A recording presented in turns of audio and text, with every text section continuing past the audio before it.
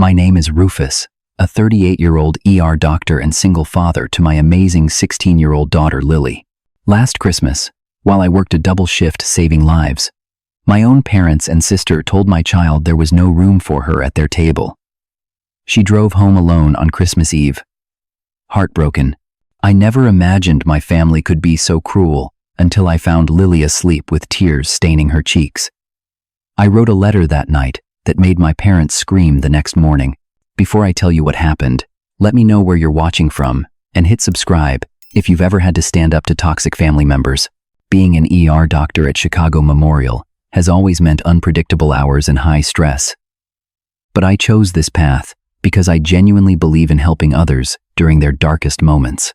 What I never expected was that my career would become even more challenging 5 years ago when my wife Jessica died after a brutal battle with ovarian cancer. Suddenly, I was a single father to our 11-year-old daughter, trying to balance saving strangers' lives while keeping our own from falling apart.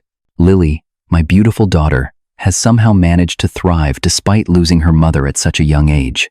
She inherited Jessica's artistic talent and gentle spirit, maintaining straight A's while developing into a talented painter.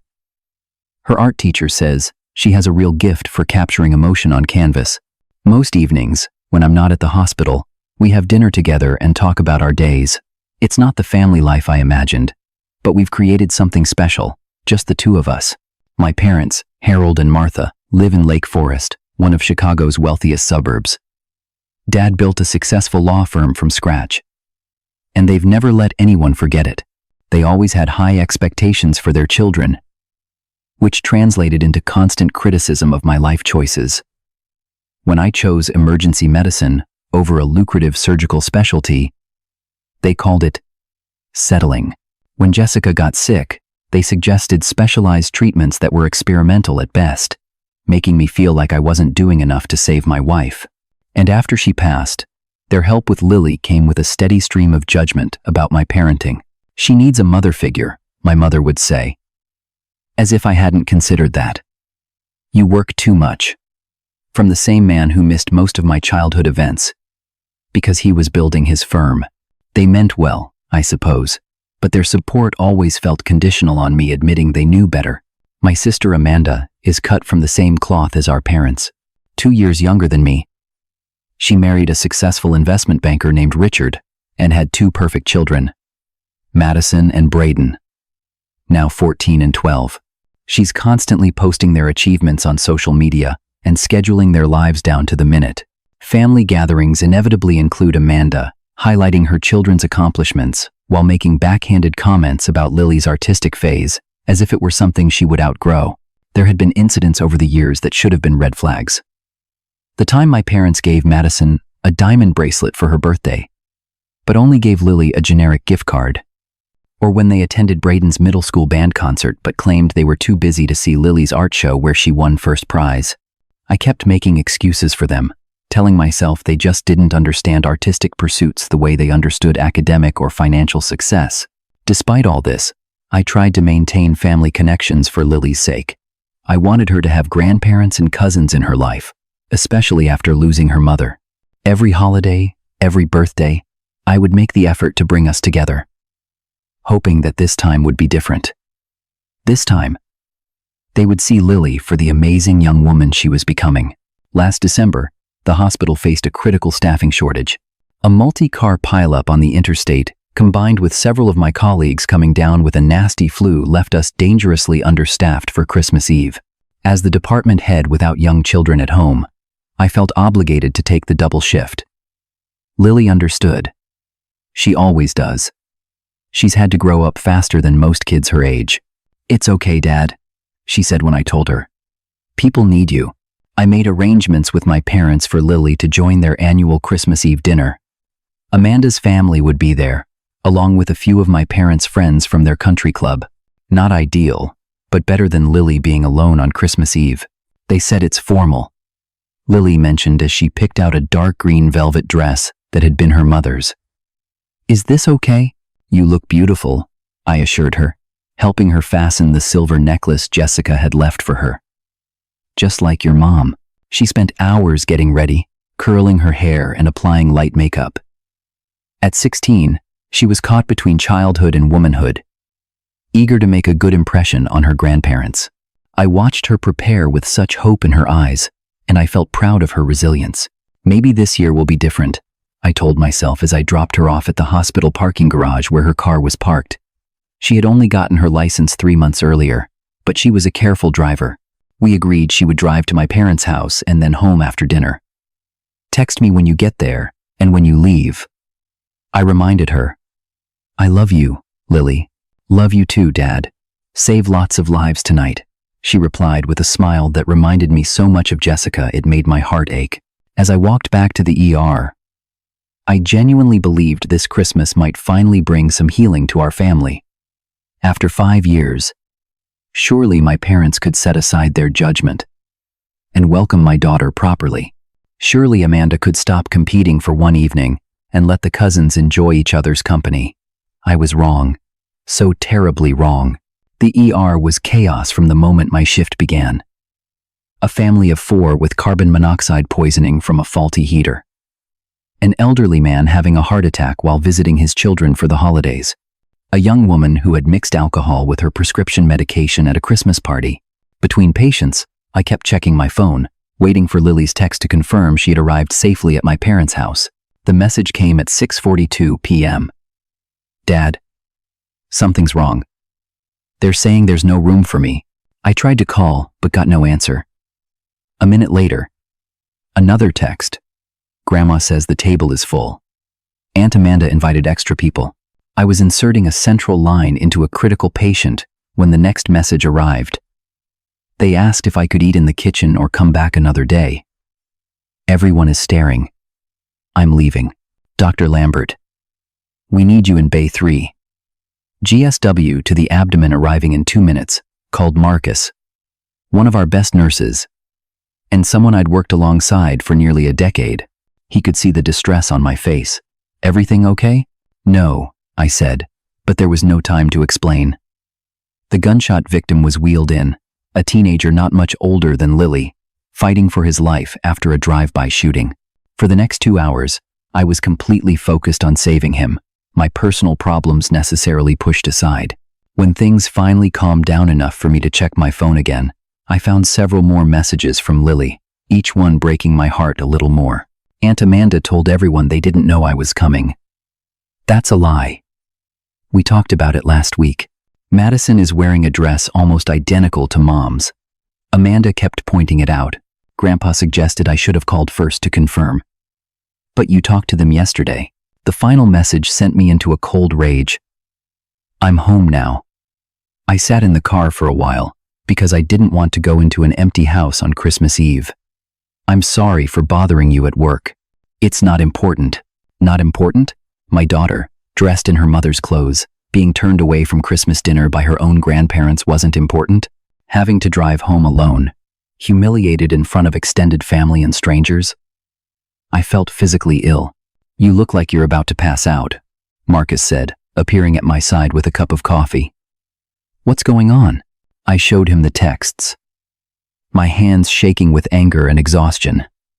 Marcus knew about Jessica, about my struggles. As a single father, he had a daughter of his own, though she lived with his ex-wife in Michigan. That's messed up. He said simply. What are you going to do? What can I do? I gestured at the busy ER. I can't leave.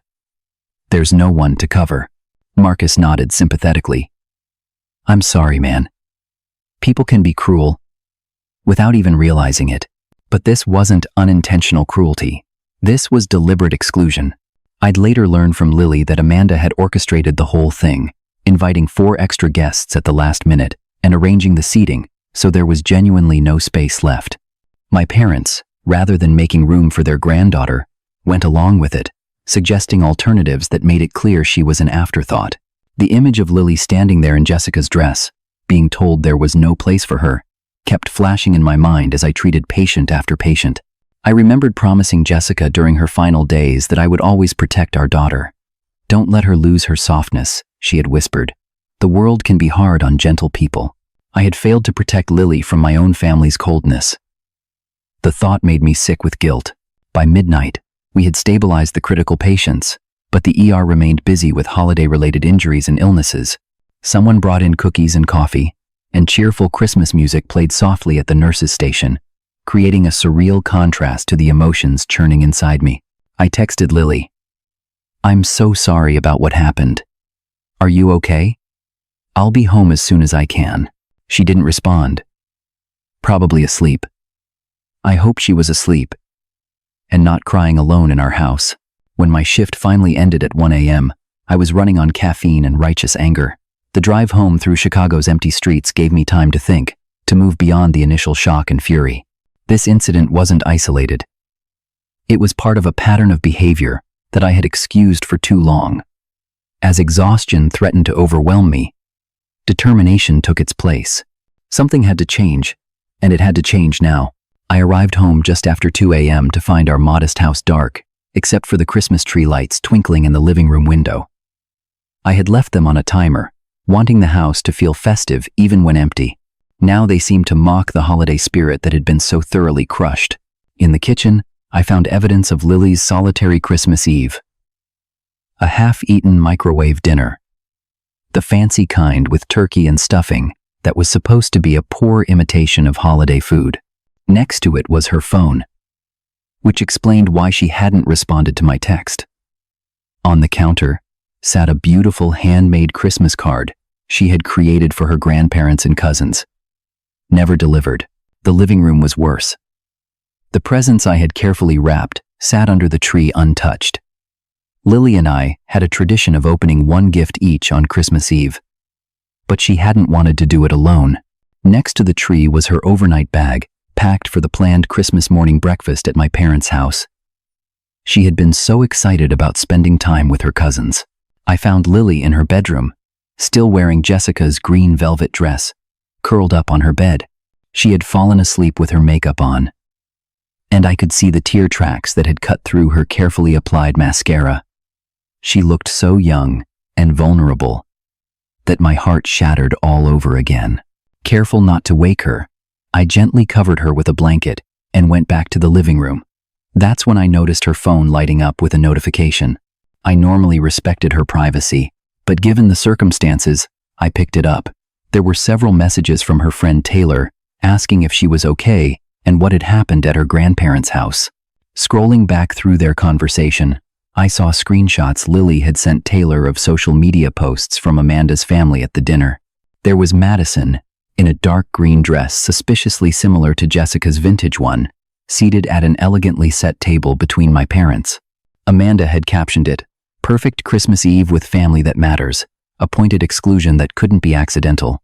There were also texts from my mother sent earlier that evening, making excuses. "We didn't realize you were definitely coming, and next time make sure your father confirms the arrangements properly." She was blaming me, blaming Lily, anyone but herself for the cruel exclusion. Driven by a growing suspicion, I went to Lily's desk and found her journal. I had never read it before, respecting her private thoughts.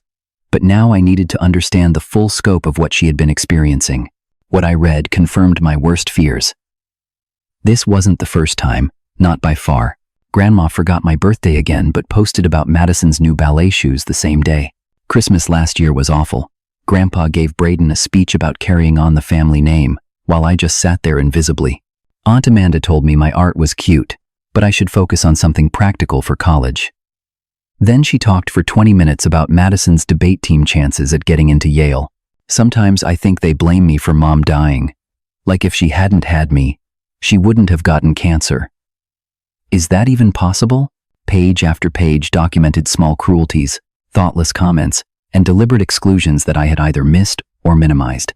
Lily had been carrying this burden alone, not wanting to add to my stress or come between me and my family. The final entry from yesterday broke me. I thought they might actually want me there tonight. I wore Mom's dress hoping it would make me feel brave, make me feel like I belonged. I just wanted one normal Christmas with my family.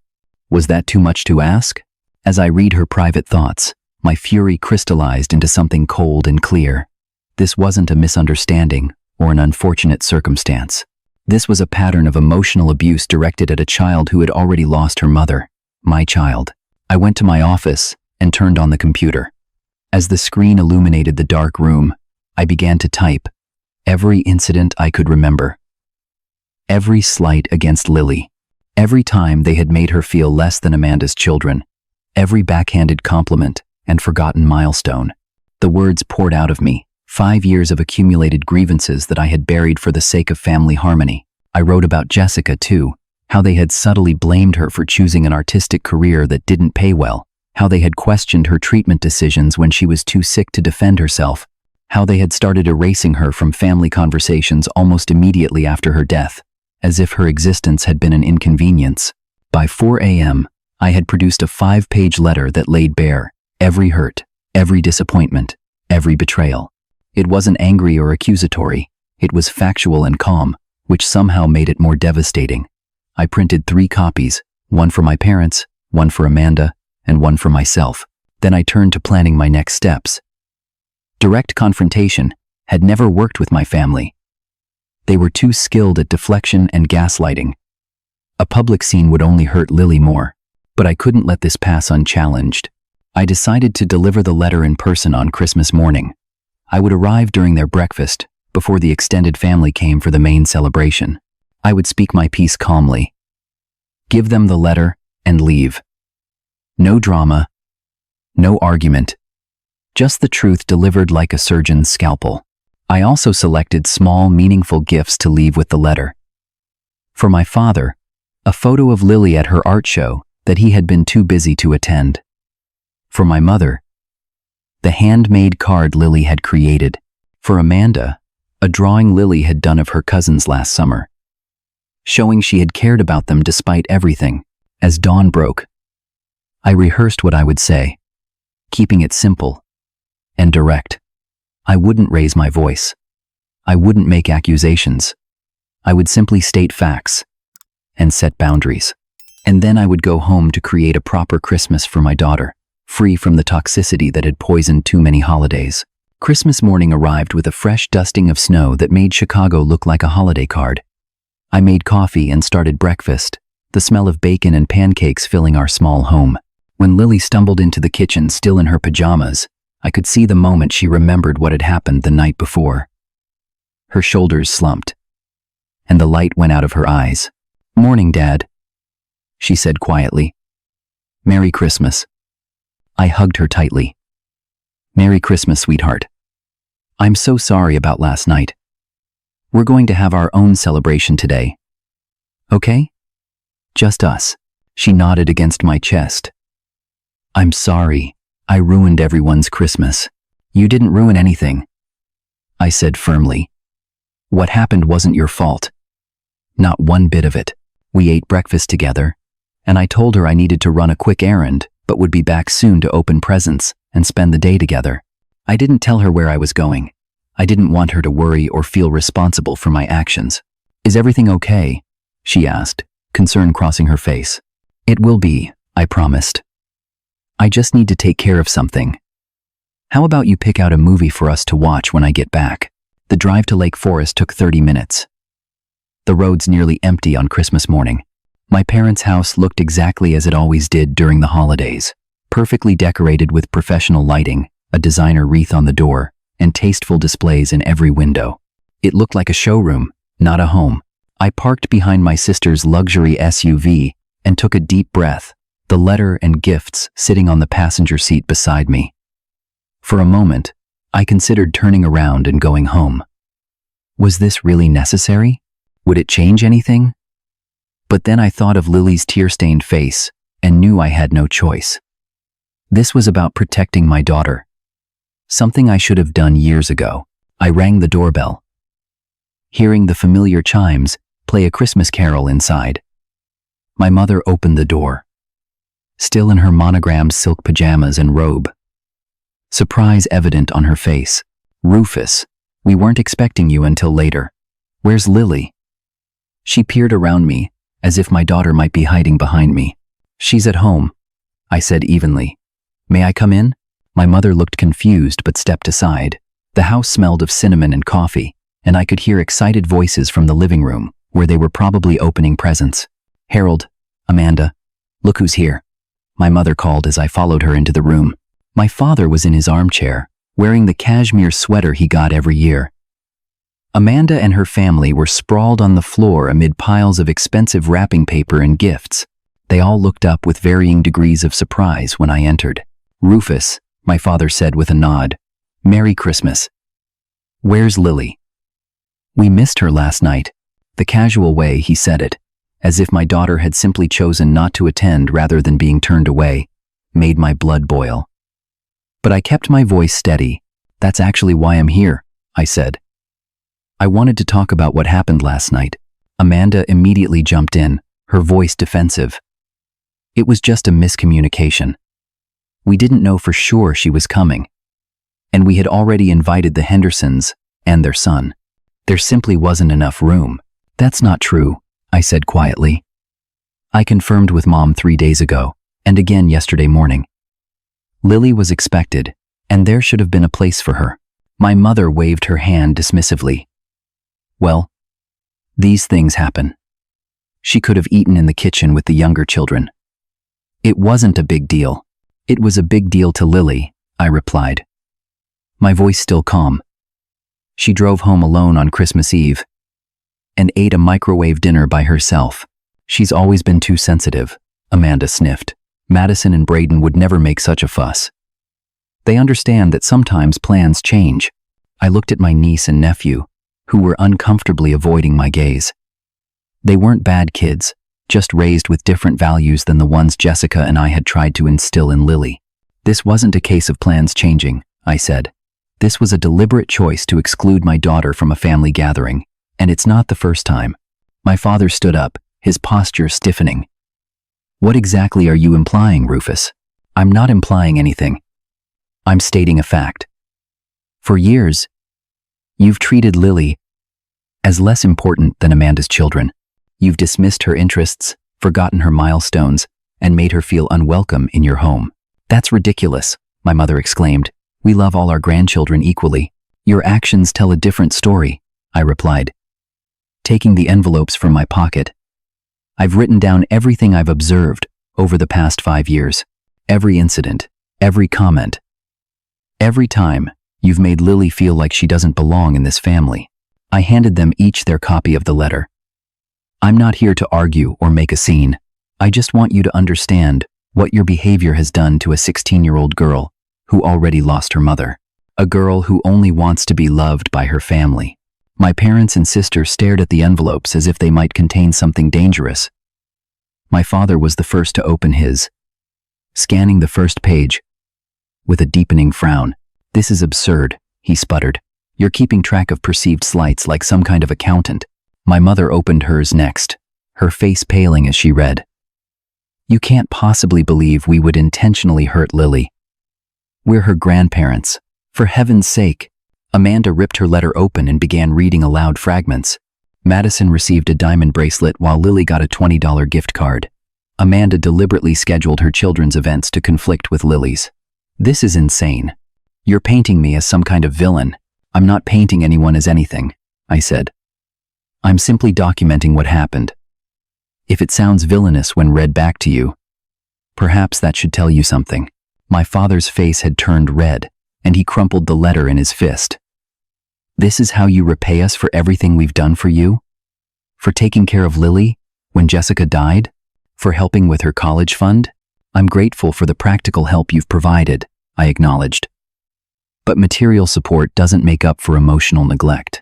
Lily needs grandparents who value her for who she is, not what she achieves or how she fits into your image of the perfect family." My mother had begun to cry, but I recognized the tactic from childhood. Tears had always been her way of shutting down conversations that made her uncomfortable. "I can't believe you'd attack us like this on Christmas Day," she sobbed. "After everything we've been through as a family." Amanda stood up, stepping between me and our parents. "You're clearly not thinking straight, Rufus. The stress of your job, raising Lily alone, it's obviously taking a toll. Perhaps you should consider therapy instead of lashing out at us." I smiled slightly, having anticipated this exact response. "I've been in therapy for 3 years, Amanda. It's helped me recognize unhealthy family dynamics that I was too close to see before. I'm not lashing out. I'm setting boundaries." I placed the gifts on the coffee table. These are from Lily. She made them herself, put her heart into them, as she always does. You might want to look at them and ask yourselves what kind of people would turn away a child bearing gifts of love on Christmas Eve. I turned to leave, but paused at the doorway. I won't be bringing Lily around anymore unless you can acknowledge the harm you've caused and genuinely apologize to her. Not to me, to her. She deserves that much respect. My father found his voice, now shaking with rage. You can't keep her from us. We're her family. Family is as family does, I replied. And right now, you're not acting like family to Lily. The choice is yours. Acknowledge your behavior and change it, or lose the privilege of having her in your lives. As I walked to the door, I could hear them beginning to argue among themselves. My mother's sobs getting louder, my father's voice rising in anger. Amanda followed me to the door. You're making a huge mistake, she hissed. They won't forgive this. I'm not asking for their forgiveness, I said simply. I'm asking for their respect for Lily. If not for me. Merry Christmas, Amanda. I walked out into the snowy morning, feeling lighter than I had in years. The confrontation had gone exactly as expected. Denial, deflection, anger, manipulation, but I had said my piece without losing my composure. I had stood up for my daughter. Whatever happened next was up to them. When I arrived home, Lily was curled up on the couch in her pajamas, scrolling through Netflix options. She looked up anxiously when I entered. Where did you go? She asked. I sat down beside her, deciding honesty was the best approach. I went to Grandma and Grandpa's house. I needed to talk to them about what happened last night. Her eyes widened in alarm. Dad, you didn't have to do that. It's fine. Really, it's not fine, I said gently. What they did was wrong, and I needed to address it. I should have done it a long time ago. What did you say to them? She asked, her voice small. I explained that I had written a letter outlining all the times they had hurt her, that I had delivered it in person, and that I had set clear boundaries about future interactions. As I spoke, I could see a mixture of emotions cross her face: relief, vindication, guilt, and worry. Are they mad? She asked. They're upset, I admitted. But their feelings aren't our responsibility. I've given them a choice. They can acknowledge how they've treated you and apologize. Or they can continue as they have been without us in their lives. Lily was quiet for a moment, processing. I never wanted to come between you and your family. I took her hands in mine. Listen to me. You didn't cause this situation. Their behavior did, and I want to apologize to you for not seeing it sooner. For exposing you to people who made you feel less than the amazing person you are. Tears welled in her eyes. I just wanted them to love me like they love Madison and Braden. I know, I said, hugging her close. And that's not too much to ask. Not at all. We sat together for a while, both processing the morning's events. Then I suggested we start our own Christmas celebration. First, presents, I announced with forced cheerfulness. Then, I thought we might try something different this year. Lily looked curious. What did you have in mind? Well, I said, I was thinking we could invite Marcus from the hospital and his daughter Amy. She's visiting from Michigan, and they don't have any plans today. Maybe we could start our own Christmas tradition. Lily's face brightened slightly. I'd like that. Could we make Christmas cookies? Mom's recipe? Absolutely, I agreed, relieved to see a spark of enthusiasm. We'll need to go to the store for ingredients, though. As we opened our presents, my phone began buzzing repeatedly with messages from family members. My mother was sending tearful texts about family loyalty. My father's messages were more threatening, mentioning Lily's college fund and my inheritance. Amanda had apparently called several relatives, as cousins and aunts were now weighing in, most taking my parents' side without knowing the full story. Your phone keeps going off, Lily noted, concern in her voice. I showed her the notification screen, then blocked my parents' and sister's numbers right in front of her. We're taking a break from their drama. This is our Christmas, and we're not going to let anyone ruin it. I also suggested we take a break from social media, knowing Amanda would likely be posting her version of events. Lily agreed, seeming relieved not to have to see her cousin's holiday photos. While Lily showered and changed, I called Marcus to invite him and Amy for dinner. He accepted gratefully, saying Amy had been disappointed about spending Christmas in a hotel room. I then searched online for family therapists specializing in toxic family dynamics, finding one with excellent reviews who offered video consultations. I scheduled an appointment for the following week. I also sent a quick email to Lily's school counselor, Miss Ramirez, who had been supportive after Jessica's death. I explained in brief terms that we were experiencing some family issues and asked if she could check in with Lily when school resumed. When Lily came downstairs, dressed in comfortable clothes rather than the holiday outfit she'd planned to wear to my parents' house, I suggested we plan a special trip for New Year's weekend. Just the two of us, I said. Maybe a cabin in Wisconsin? We could go snowshoeing, build a fire, play board games. She smiled genuinely for the first time that day. That sounds perfect, Dad. We were gathering our coats to head to the grocery store when my phone rang with a number I recognized. My cousin Thomas.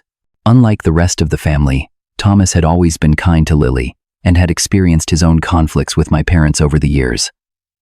I decided to answer. Rufus, he said when I picked up, I just got a string of messages from Amanda about some Christmas Day showdown. Wanted to check if you and Lily are okay. I gave him a brief summary of events, expecting him to try to mediate as he often did in family disputes. Instead, he surprised me. Good for you, he said firmly. It's about time someone called them out.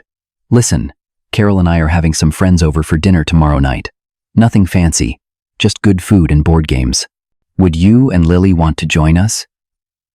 No pressure. But the invitation's open. I thanked him sincerely and promised to let him know. After hanging up, I felt a wave of relief, knowing we weren't completely alone in the extended family. At the grocery store, Lily and I filled our cart with ingredients for a non-traditional Christmas dinner. Jessica's lasagna recipe, salad fixings, garlic bread, and everything needed for her famous chocolate chip cookies. As we shopped, I could see Lily becoming more animated, planning the meal and deciding which board games to play with our guests. Do you think Amy likes art? She asked as we drove home. I could show her my new sketchbook. I think she'd love that, I said. Marcus mentioned she's interested in graphic design. By the time Marcus and Amy arrived that evening, our house had been transformed. Christmas music played softly, the tree lights twinkled, and the smell of lasagna filled the air. Lily had set the table with our nice dishes, and had even made place cards decorated with quick sketches of each person. Amy, a 15-year-old with bright blue hair and an easy smile, hit it off with Lily immediately.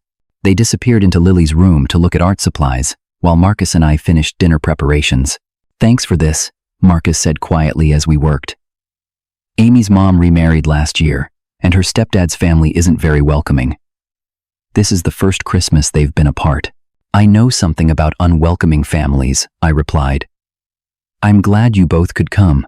Dinner was relaxed and joyful, in a way formal family gatherings never were. We told stories, played games, and enjoyed each other's company without judgment or pretense. When I saw Lily laughing at something Amy said, I knew we had made the right decision. That night, after our guests had gone, and Lily had gone to bed, I sat alone by the Christmas tree, reflecting on the day. It hadn't been the Christmas I had planned, but somehow it had become exactly the Christmas we needed, one built on genuine connection rather than obligation. The weeks following Christmas brought both challenges and unexpected gifts. My parents made several attempts to reassert control, first through angry messages, then through financial leverage. My father called my direct supervisor at the hospital, an old golf buddy of his, attempting to suggest I was having mental health issues that affected my work. Fortunately, my professional reputation was solid enough that these insinuations were dismissed. Amanda took a different approach, spreading rumors within the family about my Christmas meltdown, and suggesting that Lily was being influenced against her grandparents. Some relatives believed her, sending messages urging me to apologize and keep the peace. Others reached out privately to share similar experiences with my parents and sister, thanking me for standing up to them. Lily struggled when school resumed after winter break. The emotional weight of the family rupture, combined with typical teenage social pressures, left her quieter than usual. Her art teacher noticed the change and contacted me, concerned about Lily's subdued participation in class. The family therapist we started seeing, Dr. Rachel Chen, specialized in toxic family dynamics and helped us navigate the complex emotions we were both experiencing. She explained that my parents' behavior showed classic signs of narcissism and that Amanda had taken on the role of the golden child while casting Lily and me as the family scapegoats. The hardest part of setting boundaries with toxic family members is managing the guilt, Dr. Chen explained during one session. They've conditioned you both to feel responsible for their emotions. For Lily, therapy revealed how deeply she had internalized her grandparents' dismissive attitude. I kept thinking if I was just better, somehow smarter, more accomplished, less interested in art, they would love me the way they love Madison and Braden, she admitted. But there was nothing wrong with you, I emphasized. Nothing at all, Dr. Chen nodded. Your grandparents' behavior reflects their limitations, not yours. Their inability to appreciate your unique gifts is their loss. For me, therapy meant confronting how my own childhood under critical, demanding parents had shaped my reluctance to challenge their treatment of Lily. I had normalized their behavior because it was familiar, even as I recognized it was harmful. I wanted Lily to have grandparents so badly that I overlooked how they were actually treating her. I confessed during one session. You were trying to give her something you felt she needed after losing her mother, Dr. Chen said. That came from a place of love, but now you're giving her something even more valuable. The knowledge that she deserves respect and genuine care. At the hospital, I was surprised by the support I received from colleagues. When I finally explained to Marcus what had happened on Christmas Day, he shared his own experience with family estrangement after his divorce. Sometimes the healthiest thing you can do is create distance, he said. It doesn't mean you don't love them. It means you love yourself and your daughter, enough to require basic respect. My department chief, Dr. Rivera, noticed my stress and called me into her office. I expected a reprimand for being distracted, but instead, she offered flexibility with my schedule to accommodate our therapy appointments. Family comes first, she said simply. Your real family, Lily. We began building what Dr. Chen called our chosen family friends and supportive relatives who genuinely cared about our well-being. Thomas and his wife Carol became regular visitors. Marcus and Amy joined us for movie nights when she visited from Michigan. Lily's art teacher invited her to join a special weekend workshop for talented students. In late January, Lily joined an art therapy group for teens dealing with loss and family issues. The group met weekly at a local community center, and I noticed a gradual change in her. After each session, she began painting again, not just technically proficient pieces for school, but expressive, emotional works that processed her feelings about our family situation. Valentine's Day brought a test of our new boundaries. A package arrived from my mother, containing expensive gifts for Lily. A designer, sweater, jewelry, and art supplies, along with a card suggesting that life is too short for misunderstandings and that they should put the past behind them. There was no acknowledgement of their behavior. No actual apology. When Lily showed me the gifts, uncertain how to respond, I saw an opportunity to help her recognize manipulation tactics. We discussed how presents can sometimes be used as leverage to bypass genuine accountability. What do you want to do with them? I asked her. She thought for a moment. Can I donate the sweater and jewelry to that women's shelter you volunteer at? But I might keep the art supplies. Is that okay? It's perfectly okay, I assured her. You get to decide what feels right to you. In March, Lily entered a citywide art competition with a piece titled Family Redefined, a mixed media work showing fragmented photographs and text messages interspersed with images of chosen connections. When it won first place, several local news outlets covered the story, including an interview where Lily spoke eloquently about how art helped her process complex emotions. My parents saw the coverage and sent their first attempt at reconciliation. A formal letter expressing regret for any misunderstandings and suggesting family counseling. While they still didn't directly acknowledge their behavior, it was a small step forward. After discussing it with Dr. Chen and Lily, I responded with a measured letter, thanking them for reaching out but reiterating our need for genuine accountability. I suggested they read about narcissistic family dynamics and reflect on specific incidents mentioned in my Christmas letter before we considered family counseling. Amanda remained openly hostile, blocking Lily on social media and instructing Madison and Brayden to do the same. This hurt Lily deeply, as she had always tried to maintain a relationship with her cousins, despite the tension between the adults. "They're not bad kids," she said sadly. "They just believe what their mom tells them. They might see things differently when they're older," I told her. "All you can do is leave the door open if they ever want to connect." Spring brought new developments in our personal lives as well. I began dating Sarah, a pediatric nurse from another hospital, whom I met at a medical conference. She was divorced with no children, and her warmth and authenticity were refreshing after years of my family's calculated interactions.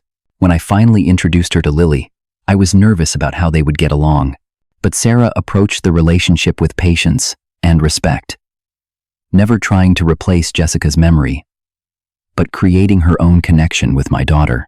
"I like her," Lily told me after Sarah had gone home from dinner one night. "She actually listens when I talk about art.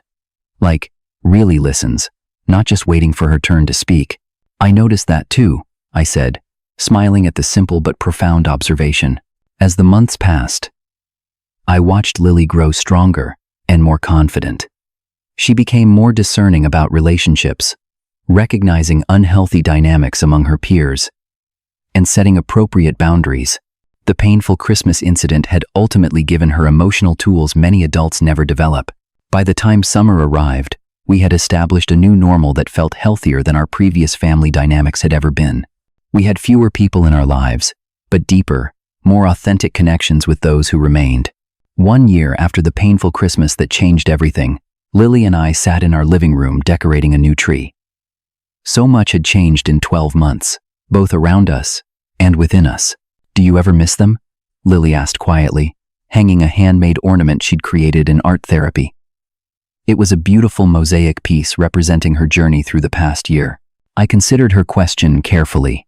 "I miss the idea of them sometimes, the grandparents they could have been, the family we could have had, but I don't miss the reality of how they made us feel."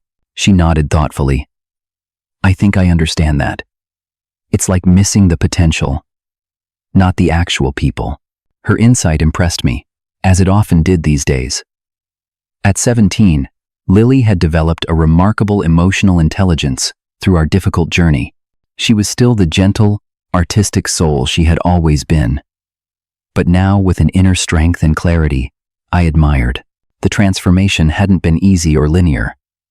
There had been hard days, tearful nights, and moments of doubt, but with support from therapy, friends, and each other, we had emerged stronger on the other side.